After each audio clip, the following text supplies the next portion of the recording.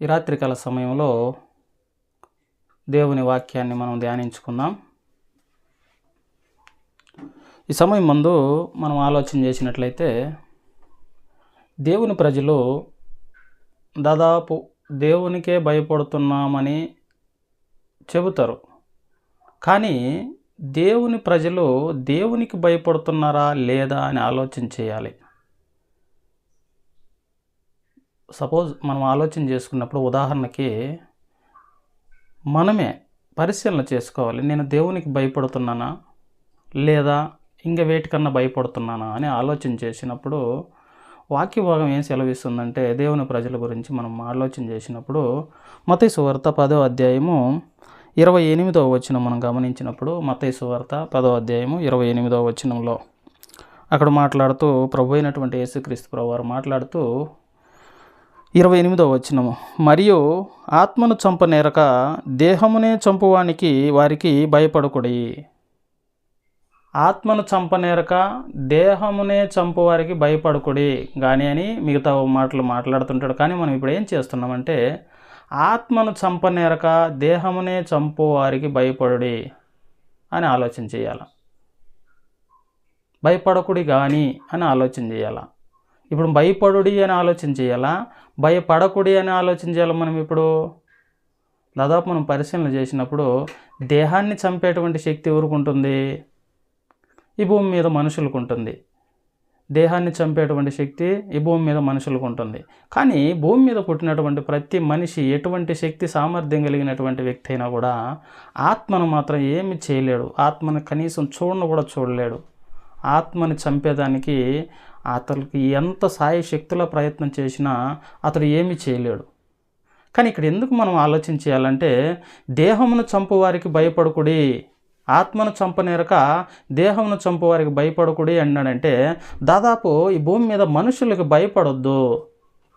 మనుషులకు భయపడితే ఏమొస్తుంది, ఏమవుతుంది, అసలు ఏం జరుగుతుంది? సామెతల గ్రంథం మనం ఆలోచన చేసినప్పుడు సామెతల గ్రంథము 29వ అధ్యాయము, సామెతల గ్రంథం 29వ అధ్యాయము 25వ వచనం మనం గమనించినప్పుడు, భయపడుట వలన మనుషులకు ఉరి వచ్చును, భయపడుట వలన మనుషులకు ఉరి వచ్చును. అంటే మనుషులు భయపడితే ఊరి వస్తుందా? ఏం ఊరి అంటే, దాదాపు మనిషి భయపడ్డాడంటే చాలా దేవునికి వ్యతిరేకమైనటువంటి పనులు చేయడానికి ప్రారంభిస్తాడు. దేవునికి వ్యతిరేకమైనటువంటి పనులు అంటే, మనం ఇప్పుడు ఉదాహరణకు మనం గమనించినప్పుడు ఎప్పుడైతే మనిషికి భయపడతామో అప్పుడు దేవునికి భయపడినట్టు లెక్క. దేవునికి భయపడలేదు అన్నామంటే దేవునికి కాకుండా ఇంకొక వ్యక్తికి మనం భయపడుతున్నాం. అంటే విధేయత ఎక్కడికి వెళ్తుందంటే, విధేయత దేవుని ఎడల ఉన్నటువంటి విధేయతను మనం దాదాపు ఆయన మీద ఉన్నటువంటి నమ్మకాన్ని, ఆయన మీద ఉన్నటువంటి భయాన్ని తీసేసుకొని ఇంకొక వ్యక్తి మనిషి ఎవరైనా వచ్చి నన్ను చంపేస్తాడేమో, ఈ సమయం ముందు అతనికి లోపడదాము, ఈ సమయం ముందు అతను చెప్పినట్లు విందాము, ఈ సమయం ముందు అతని ఆధీనంలో ఉంటే నాకు మేలు, లేదంటే నన్ను కొడతాడు, లేదంటే నన్ను చంపేస్తాడు అనేటువంటి భయాలు చాలామందికి ఉంటున్నాయి ఈ కాలం ముందు దేవుని ప్రజలకు. ఈ కాలం ముందే కాదు, దాదాపు పాత నిబంధనలు మనం పరిశీలన చేసినప్పుడు దాదాపు దేవుని ప్రజలు, దాదాపు దేవుడు రాజులుగా నియమించుకున్నటువంటి వారిలో ఒకరు. మొట్టమొదటిగా ఇజ్రాయేలీలకు రాజు అయినటువంటి సౌలు, ఆయన చేసినటువంటి కార్యక్రమం మనం ఆలోచన చేసినప్పుడు ఆయన ఎటువంటి కార్యక్రమాలు చేస్తున్నాడో, అది ఎవరికి భయపడి చేస్తున్నాడో, దేవునికి దాదాపు భయపడి చేస్తున్నాడా లేదంటే ఆయన ఏ విధంగా చేశాడో ఆయన పరిస్థితి ఏంటో ఒకసారి మనం గమనిద్దాం. సమూయేలు మొదటి గ్రంథం మనం ఆలోచన చేసినప్పుడు, సమూయేలు మొదటి గ్రంథము మనం ఆలోచన చేసినప్పుడు 15వ అధ్యాయము 24వ వచనంలో అంటుంటాడు. ఆయనకు 24వ వచనం కన్నా మనము 15వ అధ్యాయం మొదటి 2 వచనాలు మనం పరిశీలన చేసినప్పుడు 15వ అధ్యాయము సమూయేలు మొదటి గ్రంథము. రాజునుగా చేసినప్పుడు దేవుడు సమూయేలు ద్వారా సౌలుని రాజుగా అభిషేకించి నా ప్రజలకు ఇతను రాజుగా ఉండాలని చెప్పి ఆయన నియమిస్తాడు. నియమించినప్పుడు ఆడ అమాలేకుల మీదకి ఈయన యుద్ధానికి వెళ్ళాలి. అమాలేకుల మీదకి యుద్ధానికి వెళ్ళి అక్కడ మొత్తాన్ని నాశనం చేసేయాలి, ఏది కూడా ముట్టకూడదు. దాదాపు చిన్నలనేమి పెద్దలనేమి మొత్తాన్ని చంపేయాలి. ఏది కూడా ఇల్లు తగలకూడదు, మొత్తాన్ని నాశనం చేసి వచ్చేయాలి, కత్తివాత చేత సంహరించేసి వచ్చేయాలి. కానీ ఇప్పుడు 1-2 వచనాలు మనం ఆలోచన చేసినప్పుడు 15వ అధ్యాయము 1 సమూయేలు గ్రంథం. ఒకానొక దినమున సమూయేలు సౌలును పిలిచి, యెహోవా ఇశ్రాయేలులకు తన జనుల మీద నిన్ను రాజుగా అభిషేకించుటకై నన్ను పంపెను, యెహోవా మాట వినుము అని చెబుతూ సమూయేలు సౌలుతో చెబుతున్నాడు. నేను ఇశ్రాయేల్ ప్రజల మీద రాజుగా చేయడానికి ఆయన అనుకున్నాడు, చేశాడు. ఇప్పుడు నువ్వు చేయవలసినటువంటి పని ఏదో దేవుడు మాట విను అని చెప్పి మాట్లాడుతూ, సైన్యములకు అధిపతియగు యెహోవా సెలవిచ్చినదేమనగా, అమాలేకులు ఇశ్రాయేలులకు చేసినది నాకు జ్ఞాపకమే. వారు ఐగుప్తులో నుండి రాగానే అమాలేకులు వారికి విరోధులై మార్గమందు వారి మీదికి వచ్చిదిరి కదా. 3వ వచనంలో చెబుతుంటాడు. ఆ 2 వచనాల్లో ఏం మాట్లాడాడంటే, ఆయన దేవుడు నిన్నుగో ఇశ్రాయేల్ ప్రజల మీద రాజుగా చేశాడు, ఆయన మాట ఒకటి ఉంది వినో. ఏం చేయాలంటే, నువ్వు ఇశ్రాయేలీల ప్రజలు ఐగుప్తులో నుంచి వచ్చినప్పుడు మార్గం మధ్యలో అమాలేకులు వచ్చి వారి మీద పడ్డారు కదా. ఇప్పుడు నువ్వు చేయవలసినటువంటి పని ఏంటంటే 3వ వచనంలో, కాబట్టి నీవు పోయి కనికరింపక అమాలేకీలను హతము చేయుచు. గమనించాలి 3వ వచనము, కాబట్టి నీవు పోయి కనికరింపక అమాలేకీలను హతము చేయొచ్చు, పురుషులనేమి, స్త్రీలనేమి, బాలురనేమి, పసిపిల్లలనేమి, ఎద్దులనేమి, గొర్రెలనేమి, ఒంటెలనేమి, గార్ధబములనేమి అన్నిటినీ హతము చేసి వారికి కలిగినదంతా బొత్తుగా పాడు చేసి అమాలేకీలను నిర్మూలన చేయమని చెప్పాను. ఇప్పుడు దాదాపు దేవుడు ఏం చెప్పాడంటే సమూయేలు ద్వారా ఈ విధంగా చేయమని చెప్పాడు. ఏది కూడా వదలొద్దు, పశువుల్ని ఏటిని కూడా వదలొద్దు, మనుషుల్ని వదలొద్దు, ఎవరిని వదలకుండా మొత్తాన్ని నిర్మూలన చేయమని చెప్పి సమూయేలు ద్వారా సౌలుకి ఆయన చెప్పి పంపించినప్పుడు ఈ సౌలు ఏం చేస్తాడంటే దాదాపు బాగా యుద్ధం చేసి అందరిని చంపేసి వాళ్ళు ఏం చేస్తారంటే దాదాపు రాజుని అగోగు అనేటువంటి రాజు, అమాలేకుల రాజుని పట్టుకొని ఆయనని మంచి శ్రేష్టమైనటువంటి కొవ్వినటువంటి ఆవులను, ఎద్దులను వీటిని తీసుకొని వస్తుంటారు. వచ్చినప్పుడు ఈయన ఆలోచన చేసి మాట్లాడుతాడు. ఎవరు ఎందుకు చేశాడు ఆయన పని? చంపమన్నాడు, నిర్మూలన చేయమన్నప్పుడు ఆయన నిర్మూలన చేసి రావాలా. ఆయన ఎందుకు చేశాడు? ఇక్కడ ఆలోచన చేసినప్పుడు 24వ వచనంలో సమూయేలు మొదటి గ్రంథము 15వ అధ్యాయం 24వ వచనంలో గమనించినప్పుడు, సౌలు జనులకు జడిసి వారి మాట వినినందున నేను యెహోవా ఆజ్ఞను నీ మాటలను మీరి పాపము తెచ్చుకొంటినే. ఎందుకు చేశాడు ఈయన? జనులకు జడిసి ఏం చేశాడు ఈయన?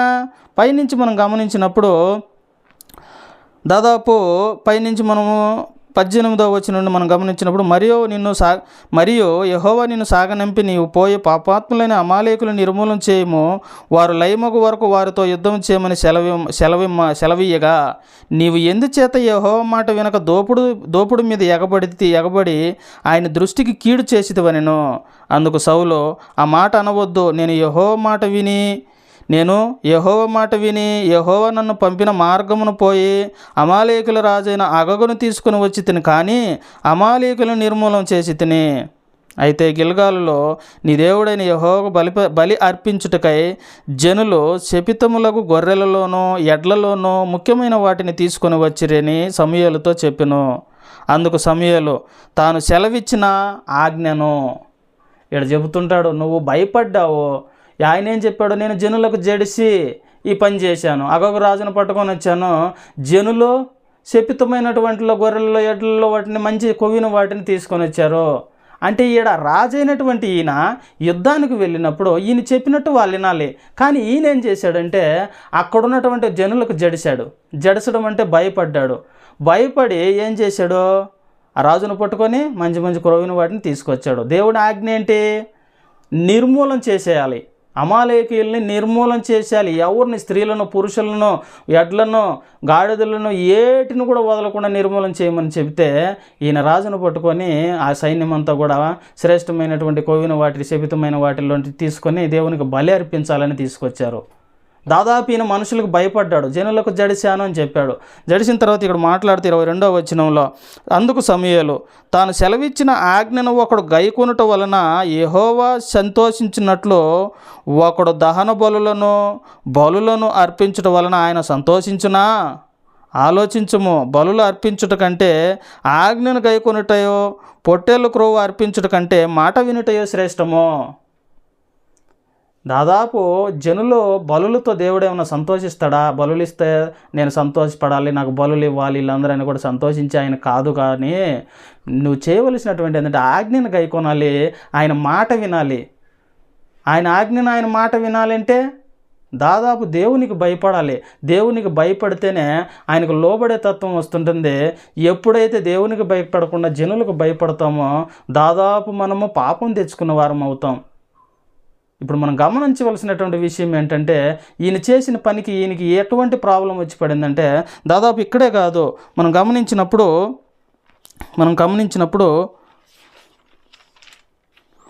13వ అధ్యాయంలో కూడా సమూయేలు గ్రంథం మొదటి సమూయేలు గ్రంథం 13వ అధ్యాయము 8వ వచనం నుంచి గమనించినప్పుడు, 8 కాదు మనం 5వ వచనం నుండి పరిశీలన చేద్దాం. ఫిలిష్తీయులు ఇజ్రాయేలీలతో యుద్ధం చేయుటకై 30,000 రథములను 6,000 గుర్రపు రౌతులను సముద్రపు దరి నుండి ఇసుక రేణువులంత విస్తారము జనసమూహము సమకూర్చుకొని వచ్చిరి.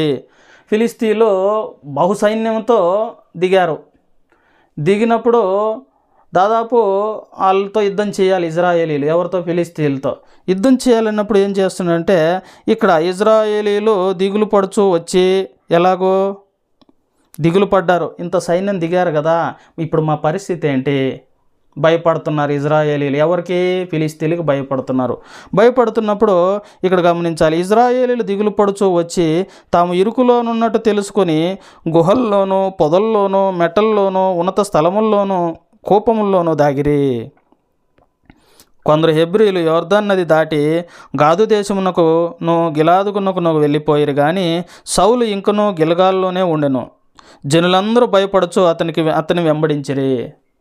జనులందరూ భయపడ్డారు, సౌలును వెంబడిస్తున్నారు. అక్కడ చూడబోతే కొన్ని వేల రథాలతో దిగి ఉన్నారు సైన్యం ఫిలిష్తీయులు.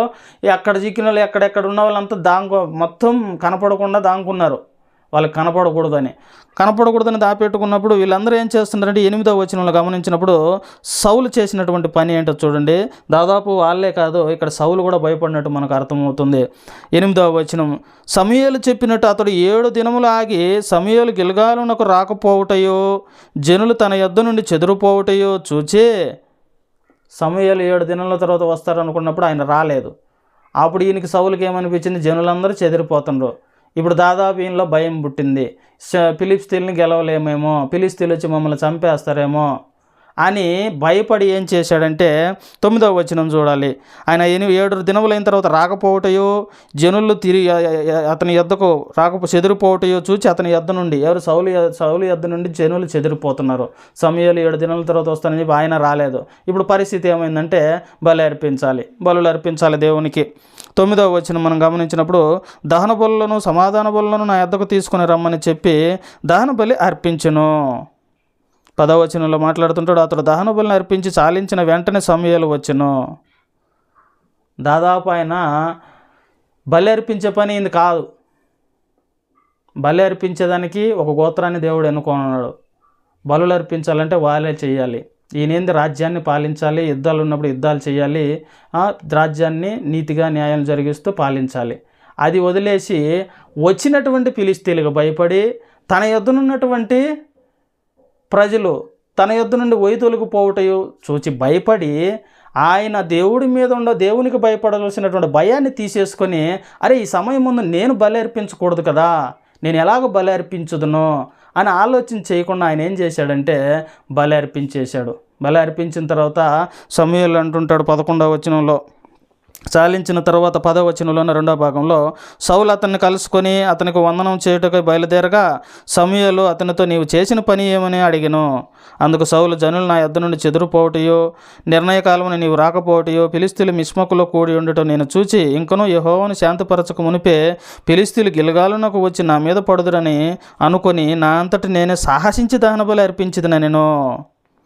అందుకు సమూయేలు ఇట్లా నేను నీ దేవుడైన యెహోవా నీకు ఇచ్చిన ఆజ్ఞను గైకొనక నీవు అవివేకపు పని చేసితివి. నీ రాజ్యమును ఇజ్రాయేలీల మీద సదాకాలం స్థిరపరచుటకు యెహోవా తలంచి ఉండెను. అయితే నీ రాజ్యము నిలవదు. యెహోవా తన చిత్తానుసారుడైన మనసు గల యొక్కను కనుగొని ఉన్నాడు. దాదాపు దేవుడు నీ రాజ్యాన్ని నీ చేతిలో బాగా పాలించాలి వాళ్ళని ప్రజలను అనుకున్నాడు. కానీ నీ రాజ్యం నిలవదు. నువ్వు చేసిన పని అవివేకపు పని. నువ్వు దేవునికి భయపడాలా, లేదంటే వాళ్ళకి ఫిలిష్తీయులకి భయపడాలా? జనులకు భయపడితే ఏమి పాపం తెచ్చుకుంటావు.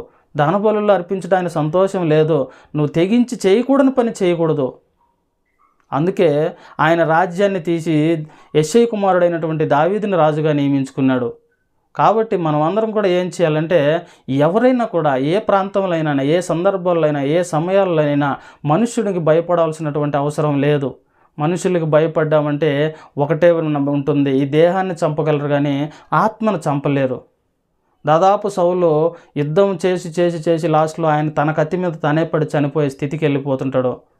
ఈ సమూయేలు గ్రంథం అంతా చదివినామంటే దాదాపు సౌలు చాలా ఇబ్బందులు పడినటువంటి సందర్భాలు. దాదాపు దేవుని ఆత్మ ఆయన ఎదురు నుండి వెళ్ళిపోయి దురాత్మ ఒకటి రాగానే ఉంటుంది.